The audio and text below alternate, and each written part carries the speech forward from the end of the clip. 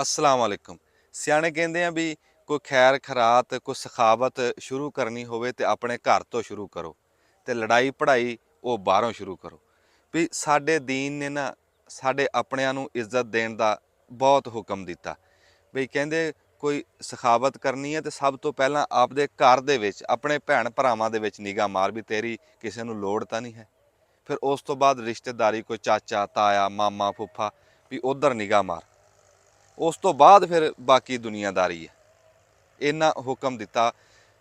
ਫਿਰ ਅਸੀਂ ਭਲੇ ਵਕਤ 'ਚ ਦੇਖਦੇ ਸੀ ਵੀ ਲੋਕ ਬਹਾਨੇ ਲੱਭਦੇ ਸੀ ਸਖਾਵਤ ਦੇ। ਹੁਣ ਉਹ ਗੱਲ ਨਹੀਂ ਦਿਖਦੀ ਵੀ ਮੱਝ ਸੂਈ ਆ ਨਾ ਉਸ ਟਾਈਮ ਬੋਲੀ ਸਾਰੇ ਮਹੱਲੇ 'ਚ ਦੇ ਫਿਰ ਘਰ ਵਰਤਦੇ ਸੀਗੇ। ਕੋਈ ਸ਼ੈ ਚੰਗੀ ਪਕਾ ਲਈ ਤੇ ਉਹ ਦੇ ਫਿਰ ਭਾਂਡਾ ਨਹੀਂ ਖਾਲੀ ਆਣ ਦਿੰਦੇ ਸੀ ਵੀ ਦੁੱਧ ਦੀ ਬਾਲਟੀ ਤੋਂ ਲੈ ਕੇ ਗਿਆ ਉਹਦੇ 'ਚ ਹੋਰ ਕੁਛ ਵੀ ਨਹੀਂ ਤੇ ਗੁੜ ਦੀ ਪੇਸੀ ਪਾ ਕੇ ਦੇਣਗੇ। ਕੋਈ ਸੇਮੀਆਂ ਸੂਮੀਆਂ ਲੈ ਕੇ ਗਿਆ ਤੇ ਉਹ ਫਿਰ ਭਾਂਡਾ ਰੱਖ ਲੈਣਾ। ਫਿਰ ਜਦੋਂ ਕੋਈ ਸ਼ਾ ਪਕਾਣੀ ਤੇ ਉਹ ਵੱਟੇ 'ਚ ਦੇ ਕੇ ਜਾਣੀ। ਇੱਦਾਂ ਦੀਦ ਵੱਧਦੀ ਸੀ, ਇੱਦਾਂ ਲਿਹਾਜ਼ ਪਿਆਰ ਬੜਾ ਵੱਧਦਾ ਸੀ ਇੱਦਾਂ।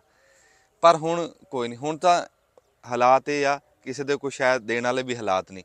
ਮੇਰਾ ਬੇਲੀ ਹੈ ਇੱਥੇ ਤੇ ਮੈਂ ਪਿਛਲੀ ਮਿੱਠੀ ਤੇ ਨਾ ਸ਼ੀਰ ਖੋਰਮਾ ਐਡਾ ਡੋਂਗਾ ਮੈਂ ਉਹਦੇ ਘਰ ਦੇ ਕੇ ਆਇਆ।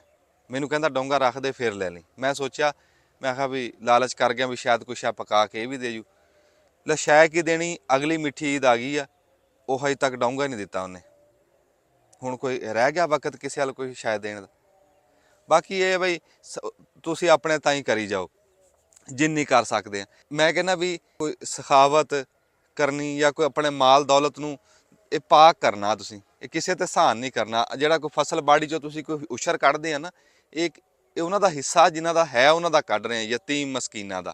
ਆਪਣੀ ਮਾਲ ਦੌਲਤ ਦੇ ਵਿੱਚੋਂ ਜ਼ਕਾਤ ਖੈਰਾਤ ਉਹ ਤੁਸੀਂ ਕੱਢ ਰਹੇ ਆ, ਉਹ ਮਾਲ ਪਾਕ ਕਰ ਰਹੇ ਆ।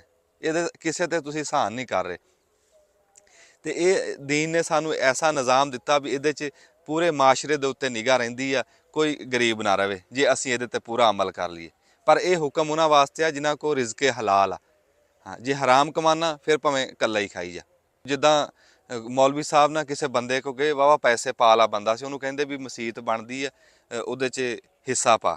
ਉਹ ਕਹਿੰਦਾ ਜੀ ਹਿੱਸਾ ਪਾਉਣ ਨੂੰ ਮੈਂ ਪਾ ਦਿੰਦਾ ਪਰ ਮੇਰੀ ਹਰਾਮ ਦੀ ਕਮਾਈ ਆ, ਪੈਸਾ ਮੇਰਾ ਹਰਾਮ ਦਾ, ਬਾਕੀ ਜਿੱਦਾਂ ਤੁਸੀਂ ਕਹਿੰਦੇ।